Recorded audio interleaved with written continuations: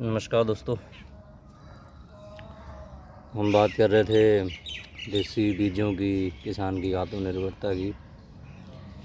लेकिन आप अगर सोशल मीडिया पे चेक करोगे तो अभी आपको सबसे बड़ी जो चर्चा है वो मिलेगी पानी के ऊपर, कि पंजाब में किसान जो है वो पैडी, धान, चोना उसकी खेती किए जा रहे हैं, चावल की खेती किए जा रहे हैं, जिसकी वजह से पानी नीचे हो गया है। तो बेशक इसका एक बड़ा कंट्रीब्यूशन है, लेकिन कुछ हफ्ते पहले पीएयू ने एक लेख, उनका जो डिजिटल अखबार है खेती संदेश, उसमें एक लेख में बताया गया था कि जो पानी है, अगर चावल है उसकी बिजाई जो है, पनीर की जो रुपाई है, लगाई है, वो 15 जून के बाद किया जाए तो पानी के लेवल पे नामात्र ही फ़र्क पड़ता है। तो पंजाब में ज़्यादातर बिजाई 99.99% 15 जून के बाद ही होती है।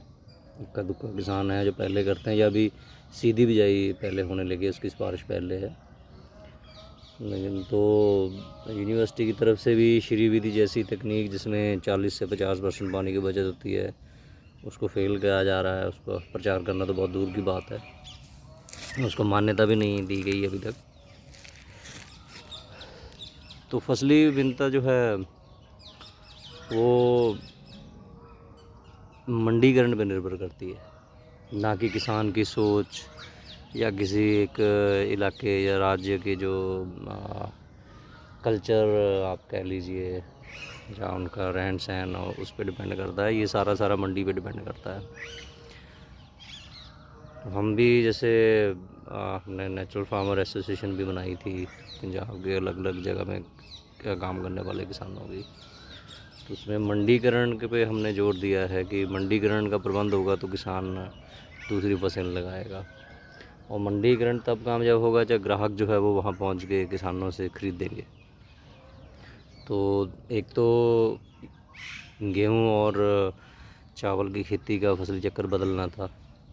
दूसरा था कि केमिकल पंजाब में बहुत पड़ता है। कहा जाता है कि 2.5% लैंड है इंडिया का और 18% केमिकल यूज़ होता है। तो उसके भी टेक्निकल कारण है, कोई किसान लालची है ऐसा नहीं है, सब जगह ऐसा ही चल रहा है।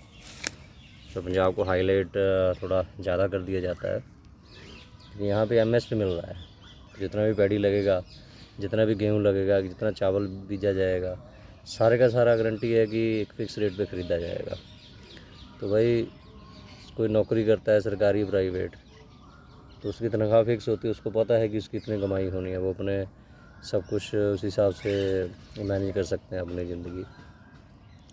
तो किसान भी वही कर रहा है। अगर किसी और फसल की उसको रेट मिलेगा गारंटेड, तो वो लगाने लगेगा। कुछ साल पहले हमने ग्वार में देखा ही है कि ग्वार की जो है खूब मार्केट बनी थी, तो किसानों ने खूब लगाया था। तो ये चीज़ें सभी को सोचना पड़ेगा। अभी आप सोशल मीडिया पे जाकर खूब कविताएं लिखी जा रही हैं, खूब जो है वो वीडियो बनाए जा रहे हैं, ये किसान ने सारा कुछ ख़त्म कर दिया, जबकि सच्चाई ये है ही नहीं है। कभी भी रिसर्च की जाएगी प्रॉपरली, न्यूट्रल होके, तो समझ में आएगा कि ये जो शहरीकरण और औद्योगिकरण और व्यापारीकरण, ये 3 चीज़ें भयंकर फैल रही हैं। खेती तो कम होती जा रही है, तो पानी उससे लगातार कैसे कम होगा ये समझने से बाहर है। लेकिन पैडी के नीचे एरिया बढ़ रहा है, ये एक ख़तरनाक चीज़ है। कितनी कोशिशों के बावजूद पैडी के नीचे एरिया बढ़ रहा है, मतलब किसान के पास कोई ऐसी फसल नहीं है जो उसको अच्छे पैसे दे सके।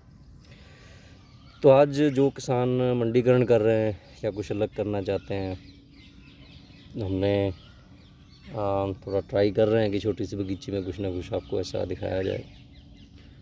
तो ये लोबिया है, इसको काउपीज़ अंग्रेजी में बोल देते हैं, हमारे नरमा पट्टी में इसको चौड़े बोलते हैं, रवां बोल देते हैं, रवांगी बोल देते हैं।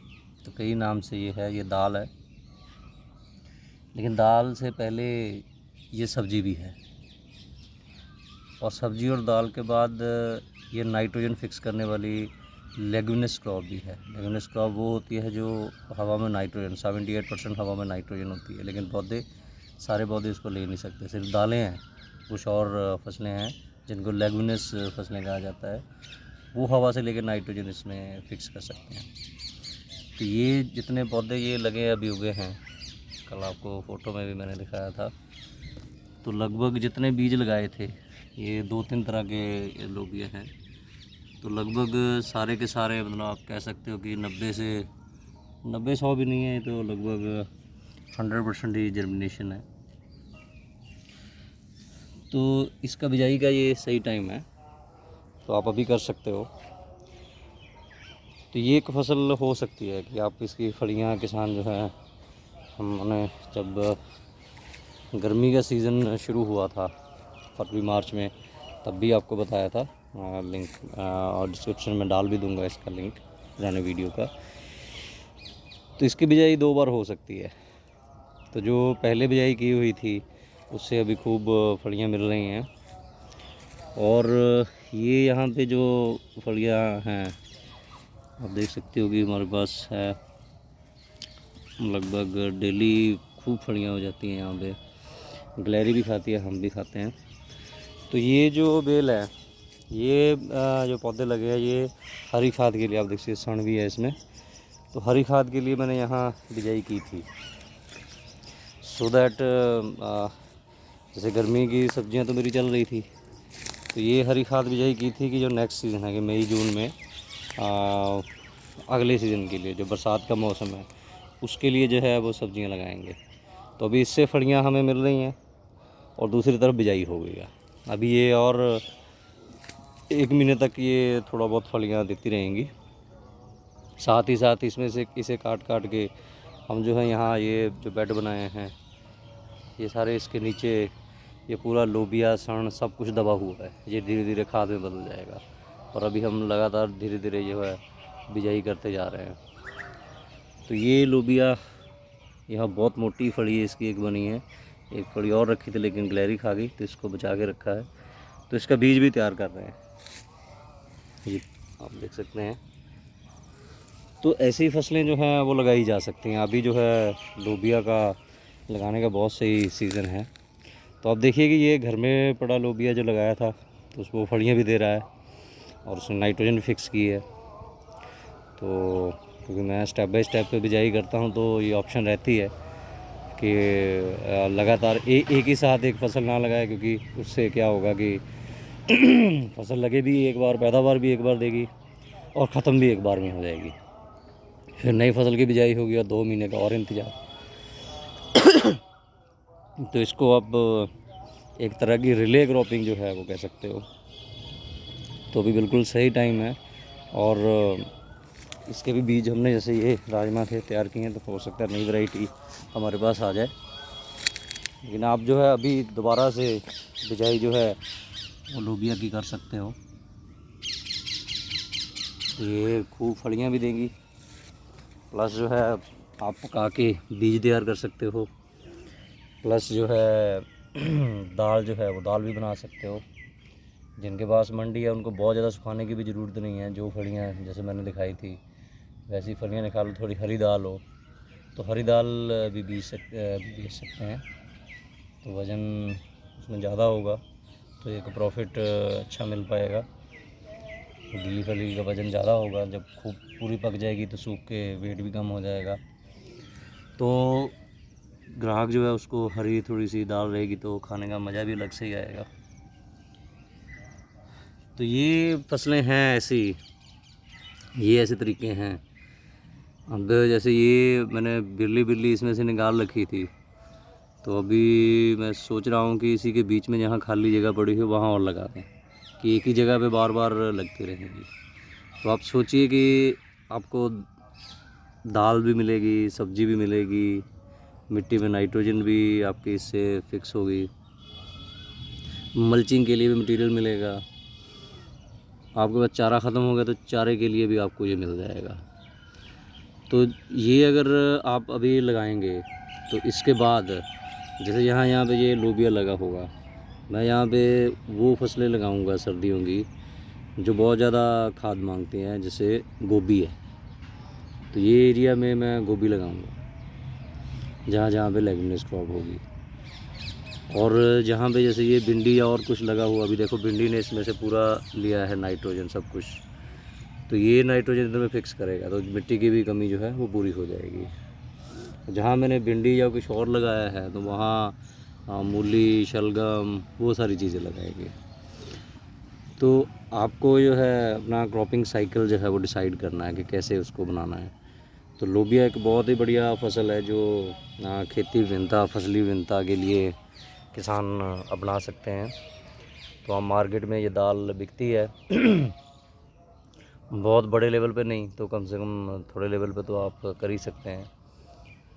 तो बूंद बूंद से समुंदर बनता है, तो बूंद बूंद बचाओगे तो समुंदर बना भी रहेगा। तो ये चीज़ें आप कर सकते हो। और जो हमारे बुद्धिजीवी या ग्राहक हैं जिनको, या बहुत सियाने लोग पढ़े लिखे, उनको अगर बात समझ में आती है तो वो किसी 2-4 किसानों से बात कर सकते हैं कि आप ये चीज़ें लगाए, हम आपसे ख़रीद सकते हैं। तो सोशल मीडिया पे एंटरटेनमेंट करना है वो अच्छी बात है, सबको करना चाहिए, मन पर जवा होना चाहिए। अभी पानी है, उसके बाद कोई और मुद्दा आ जाएगा तो वो चलता रहेगा। लेकिन जो सीरियस हैं, जो कुछ करना चाहते हैं, उनको थोड़ा गर्मी में बाहर निकलना पड़ेगा, कुछ ना कुछ काम करना पड़ेगा। तो किसान को अपनी इज्जत बचानी है, क्योंकि बहुत ज़्यादा बदनामी किसान झेल रहा है, चाहे उसका उतना कसूर नहीं है। तो उनको भी थोड़ा सा ये प्रयास करने पड़ेंगे, ऐसे यत्न जो हैं वो करने पड़ेंगे, ताकि उसकी कमाई भी बढ़ सके और समाज में उसकी इज्जत भी बन सके। तो इक्का दुक्का किसान तो हर समय पे ऐसा करते ही हैं, कुछ ऐसे इंसान होते ही हैं, लेकिन बड़े पैमाने पे करने के लिए किसानों को संगठित होना पड़ेगा, उनको वो सोच जो है वो अपनानी पड़ेगी। तो आज से कुछ किसान इस बार अपने पैडी का जो एरिया है थोड़ा बहुत कम करेंगे और हमें बताएंगे भी। धन्यवाद।